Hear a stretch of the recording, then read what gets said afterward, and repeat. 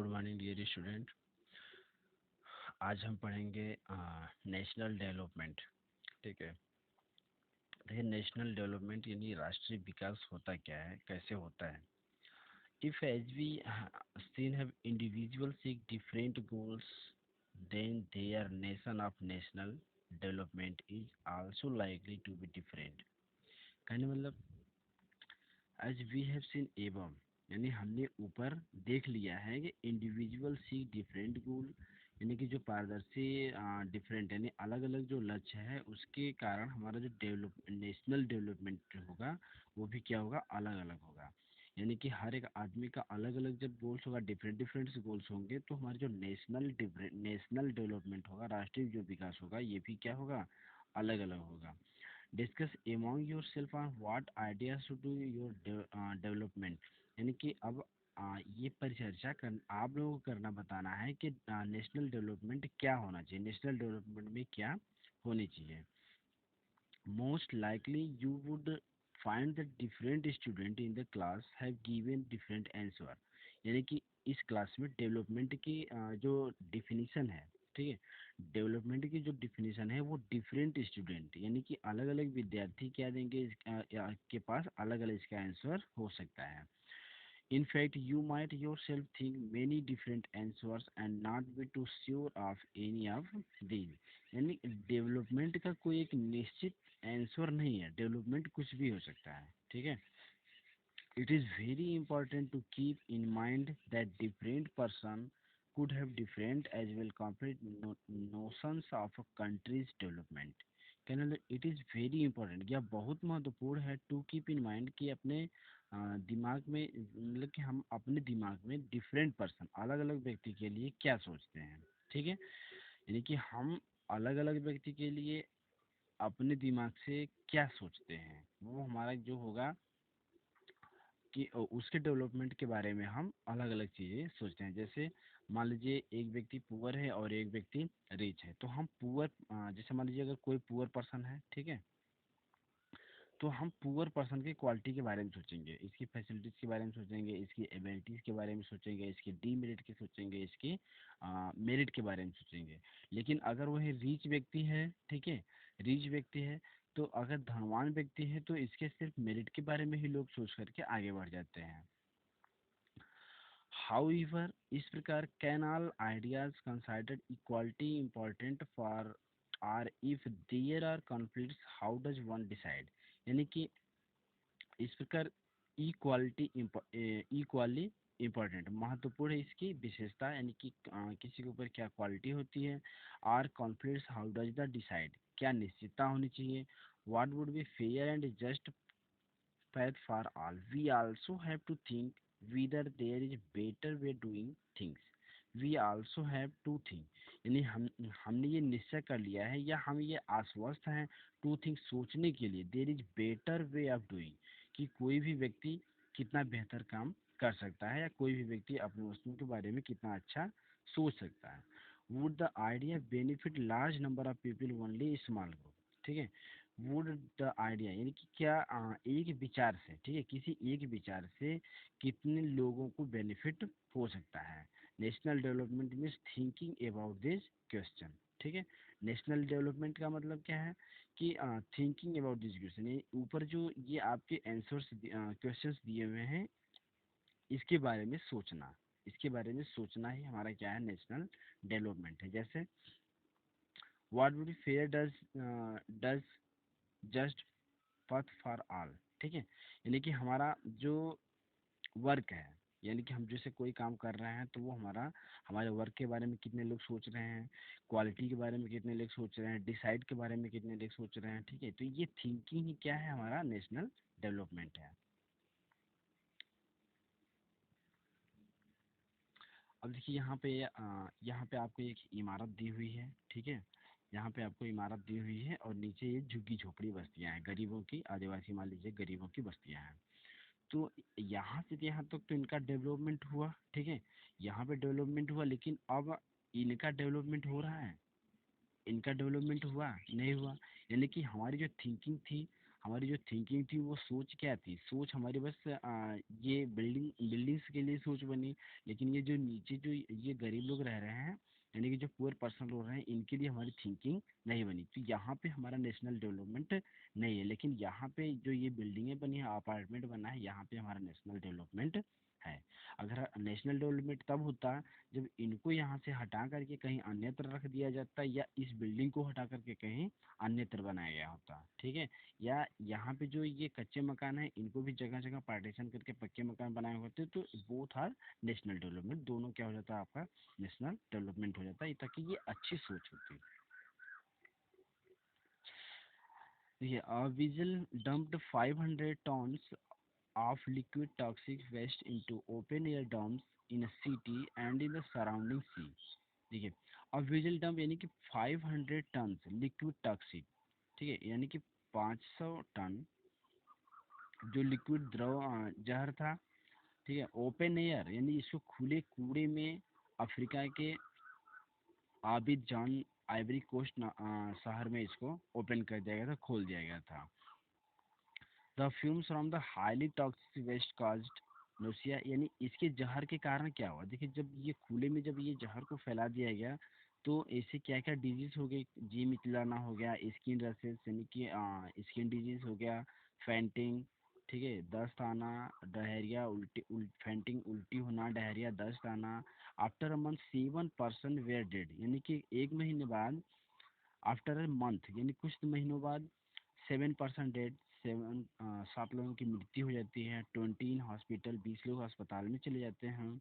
And 26,000 और 26,000 लोग treatment for symptoms of poisoning, यानी कि 26,000 लोगों को इलाज किया जाता है।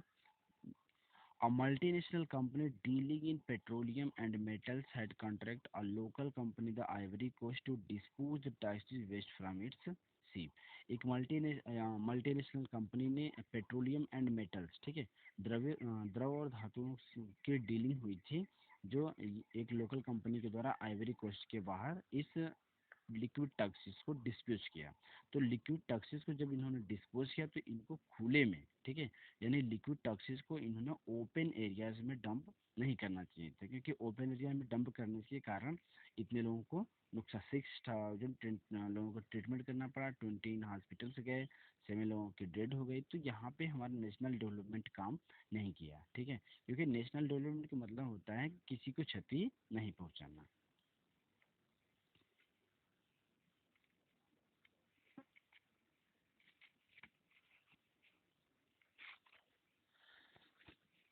अब देखिए, नेक्स्ट टॉपिक है how to compare different countries और स्टेट। हाउ टू कंपेयर यानी कि हम डिफरेंट कंट्रीज यानी अलग अलग देशों की तुलना या अलग अलग राज्यों की तुलना कैसे करेंगे, ठीक है। तो देखिए, अलग अलग राज्यों की या अलग अलग देशों की तुलना हम कैसे करेंगे।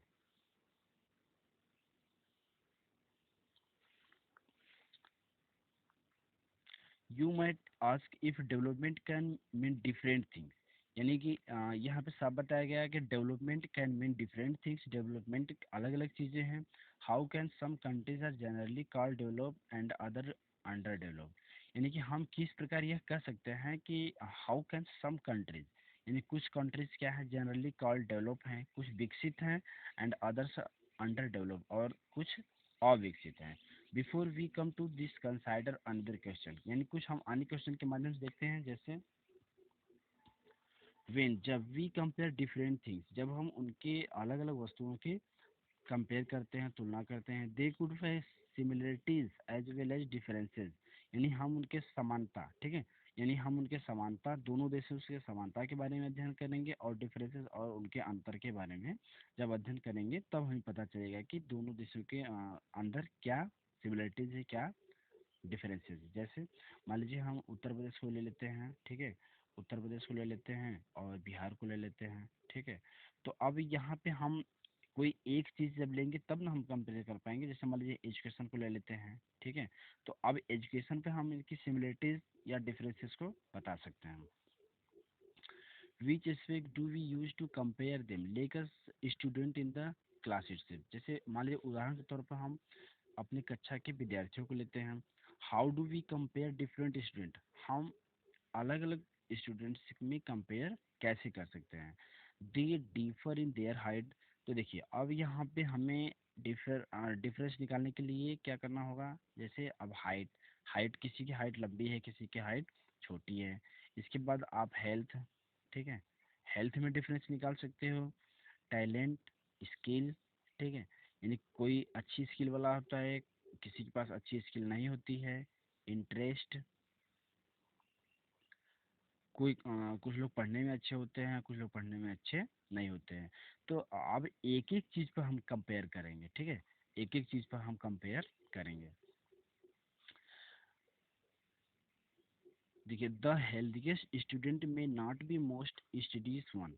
हो सकता है द हेल्दीएस्ट जो व्यक्ति स्वस्थ हो, जो विद्यार्थी स्वस्थ हो वो पढ़ने में अच्छा ना हो सकता है जो विद्यार्थी स्वस्थ हो वो विद्यार्थी पढ़ने में अच्छा ना हो।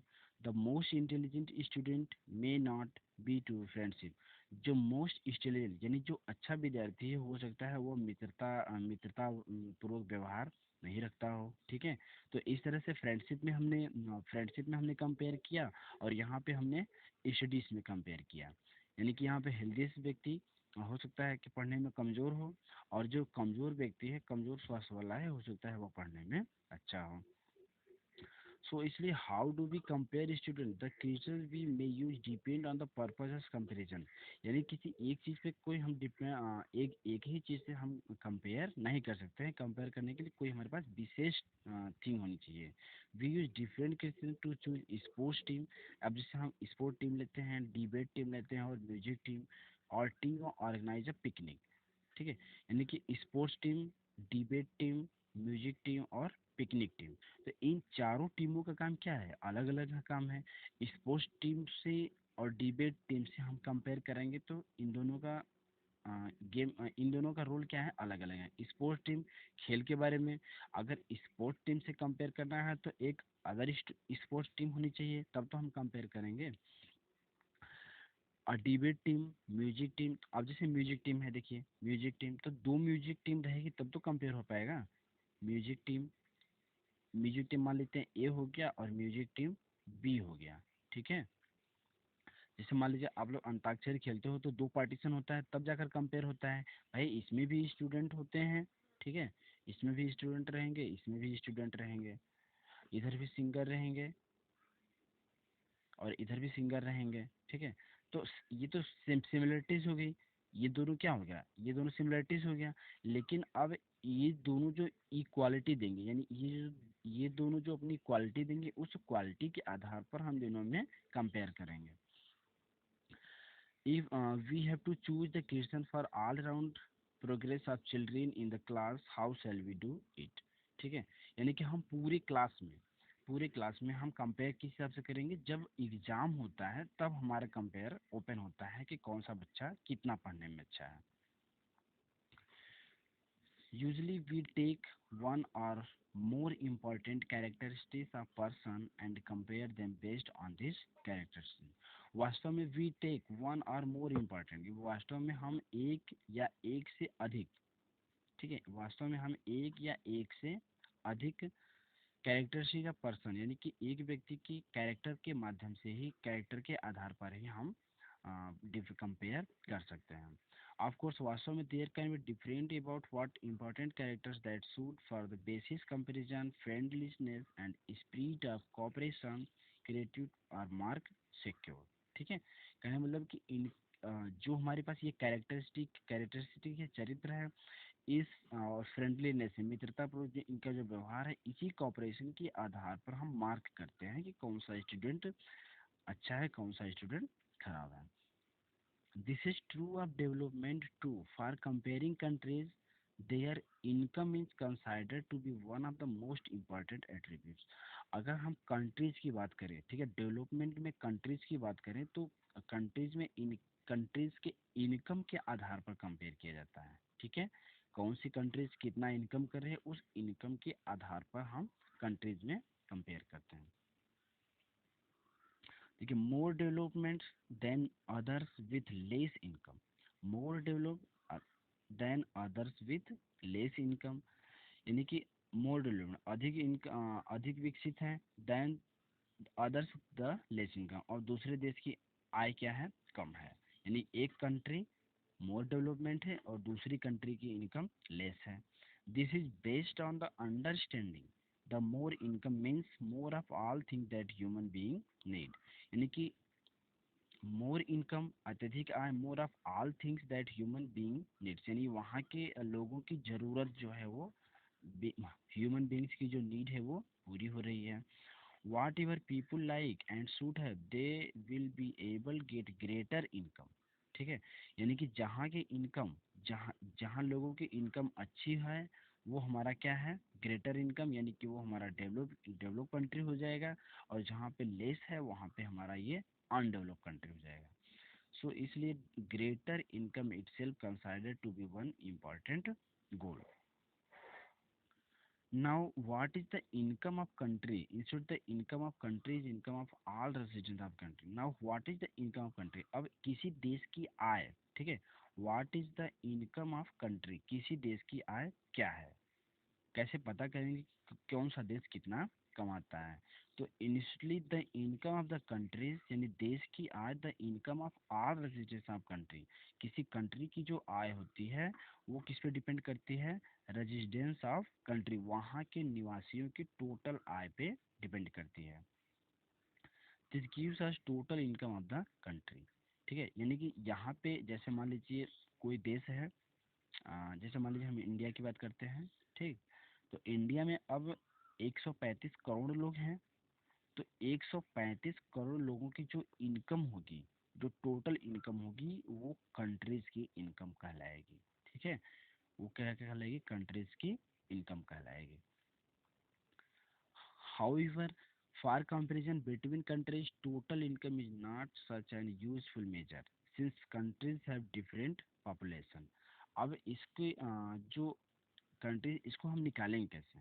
देखिए, हाउएवर इसका कंपेरिजन बिटवीन टू कंट्रीज, यानी कि दो देशों के बीच में जब हमें कंपेरिजन करना है टोटल इनकम, ठीक है, यूजफुल मेजर, ये टोटल इनकम ही जो है इसी के आधार पर हम निकालेंगे।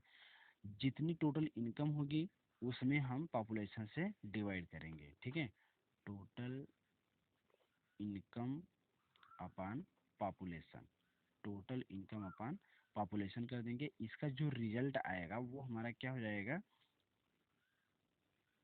Average income. ठीक है, पर एवरेज इनकम या पर कैपिटा इनकम।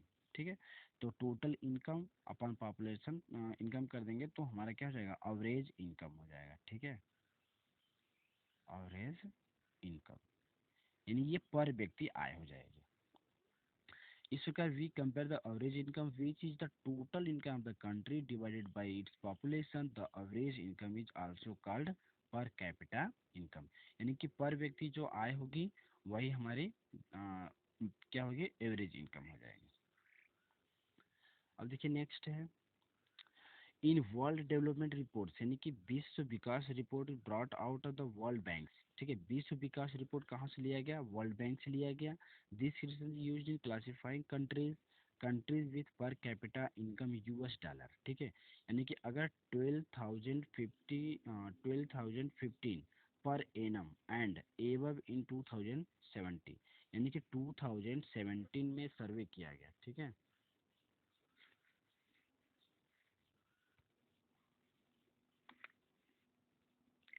देखिए 2017 में जब ये सर्वे किया गया कि जिसके पास यूएस डॉलर में, ठीक है, यूएस डॉलर में 12,1500 एनम, एनम अगर इतनी इनकम है, ठीक है, इतनी इनकम है तो आर कॉल्ड रिच कंट्री। अगर इतनी इनकम है तो इनको हम रिच कंट्री में गिनती, इनकी जो गणना होगी वो रिच कंट्रीज में गणना होगी। ये यूएस डॉलर 12,1500 रुपीज़ है। तो अगर हम यहाँ पे बात कर लेते हैं, इसको रुपीज़ में कन्वर्ट करते हैं तो कितना हो जाएगा, 12,015 इंटू मान लीजिए 70 से हम मल्टीप्लाई कर देते हैं तो ये हो गया आपका 0,0,0,0,0, 7 6 42 और 5 7 35,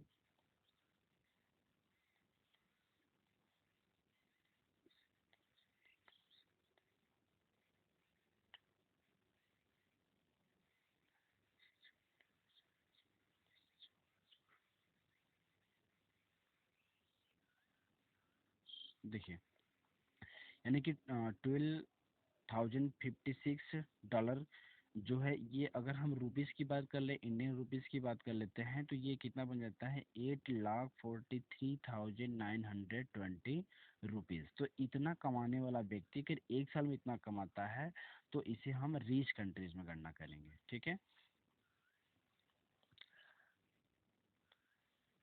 And those with per capita income are US $955 और less are called low income, ठीक है। अगर $955 या उससे कम की इनकम होती है तो उसे हम लो इनकम कंट्रीज में गिनती करेंगे। जैसे अब देखिए, लो इनकम कंट्रीज क्या है, लो इनकम कंट्रीज, देखिए US$ जो है ये यहाँ पे आपको बताएगा 955। तो अब यहाँ पे अब 955 में मल्टीप्लाई कर लीजिए 70 से, यानी कि 66,850 रुपीज़, ठीक है। 66,856 रुपीज़ अगर कोई कमा रहा है व्यक्ति, तो वो क्या है, लो इनकम वाला है, ठीक है। अब हम बात करते हैं इंडिया की। इंडिया इंडिया की स्थिति क्या है, ठीक है। तो इंडिया की स्थिति क्या है, यहाँ पर इंडिया क्या है, ये तो रीच हो गया, अपर हो गया, और इंडिया किस में आ रहा है, इंडिया की स्थिति जो है वो मिडिल कंट्रीज में है, और इधर इधर ये लो कंट्रीज में है, ठीक है। तो इंडिया की स्थिति क्या है, यहाँ पर इंडिया को $1820, ठीक है, $1820 पर इंडम है इसका। तो 1820 मल्टीपल बाई 70 कर लीजिए, तो जीरो हो गया। और अगर बात इंडिया की करें तो इंडिया किस में है, मिडिल फैमिली में है, मिडिल वर्ग में है, जिसकी टोटल इनकम पर व्यक्ति कितना आ रहा है, 1,27,400, यानी औसत अगर बात कर लें तो लगभग 10 या 12 हज़ार के लगभग पड़ेगा ना। तो 10 या 12 हज़ार पर व्यक्ति, यानी कि ये क्या हो गया, पर व्यक्ति, पर पर्सन, ठीक है, पर पर्सन इनकम हो जाती है। ये पर पर्सन इनकम ही हमारे देश की इनकम होती है। The rich country, the rich country excluding countries of Middle East and certain other small countries are generally called development countries। यानी कि जो मध्य के या जो पूर्व के जो धनी देश हैं, यही हमारे क्या कहलाते हैं, डेवलप कंट्रीज कहलाते हैं, ठीक है। तो I think you have succeeded our topic.